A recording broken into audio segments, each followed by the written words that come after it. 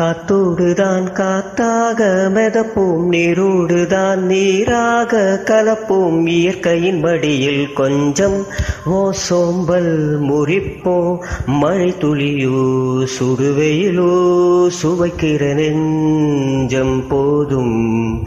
பயணம் உயிரூட்டுதே, காலின் இடுக்கிலே காலம் ஓடுதே.